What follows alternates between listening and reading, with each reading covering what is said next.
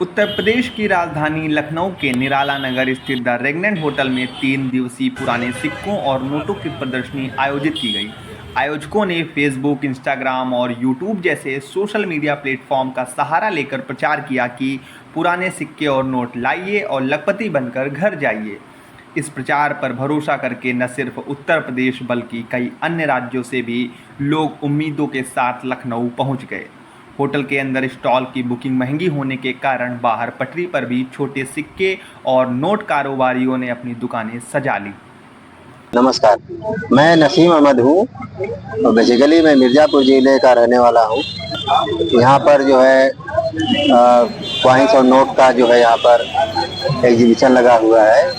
19, 20, 21 तारीख तक ये लगेगा। तो चूँकि हम लोग लोकल ज़िले स्तर पर आकर के अपने सिक्के जो खरीदते हैं उसको नुमाइश में बेचने का काम करते हैं। नुमाइश में ज़्यादातर इच्छुक व्यक्ति या जो सिक्के खरीदने के इंटरेस्ट रखते हैं वो आते हैं, खरीदते हैं और अलग अलग उनकी चॉइस होती है, अलग अलग सिक्के खरीदते हैं। मोस्टली हम लोग तो कॉपर के ही खरीदते हैं। अब जैसे कि ये सिक्के विक्टोरिया की 1/2 पाइस है, ये विक्टोरिया की 1/2 पाइस है और ये अगर अच्छे कंडीशन में होता है तो ये 300 से 500, 600, 700 के बिकते हैं। वैसे अभी करंट में ये इस कंडीशन में तो ये 50 रुपये पे ही कीमत रखते हैं। दूसरी बात ये जो इस कंडीशन के हैं, जा 6 के इस कंडीशन के हैं जो सिक्के, इस कंडीशन के जो सिक्के हैं अच्छे कंडीशन के, तो ये 100, 150 इस तरीके के ये बिक जाते हैं बड़े आराम से, क्योंकि इनकी कंडीशन अच्छी है। ये कॉपर के आते हैं। अगर किसी भी बायर को, किसी भी व्यक्ति को जो सिक्के परचेज करने के इच्छुक है तो मेरे से कांटेक्ट कर सकता है, संपर्क कर सकता है। मेरा मोबाइल नंबर है 70 60 48 25 57। एक बार फिर मैं दोहरा दे रहा हूँ, मेरा मोबाइल नंबर है 70 60 48 25 57।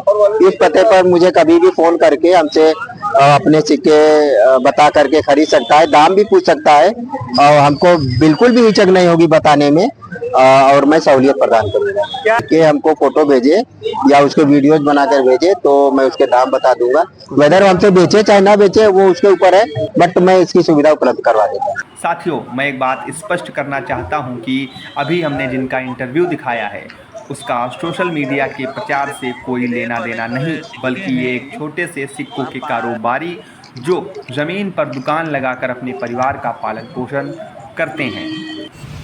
अब आइए देखते हैं कि जो लखपति बनने आए थे जब वो होटल के अंदर गए, बहुत उत्साह से गए, तो उनका क्या हुआ। मैं पंजाब से हूँ, मैं अमृतसर से आई हूँ।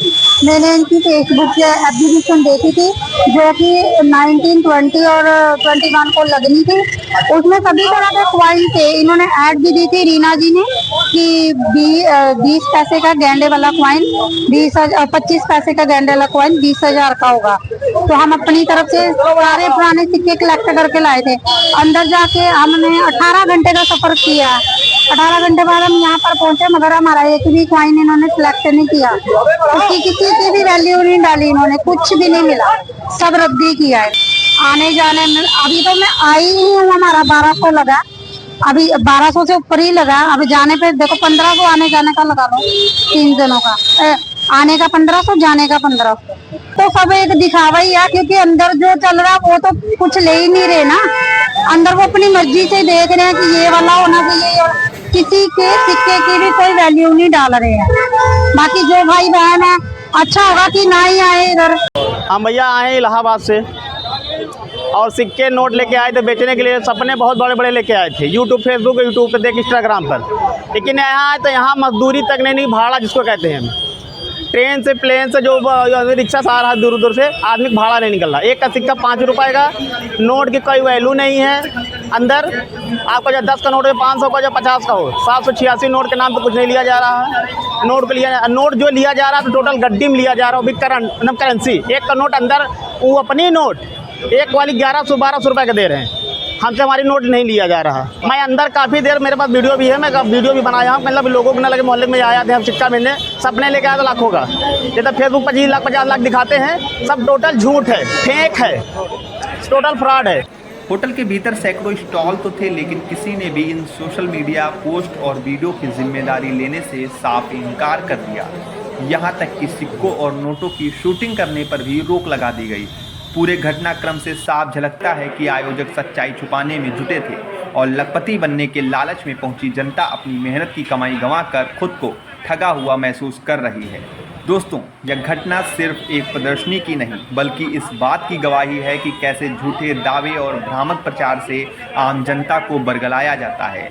हमारी आपसे और सरकार से अपील है, इस पूरे मामले की गहन जांच हो और दोषियों के खिलाफ सख्त कानूनी कार्रवाई की जाए, ताकि भविष्य में कोई भी आयोजक लखपति बनने का सपना दिखाकर भोली भाली जनता को लूट ना सके, क्योंकि जनता की मेहनत की कमाई ही उसकी असली पूंजी है और उसका संरक्षण करना समाज और सरकार दोनों की जिम्मेदारी है।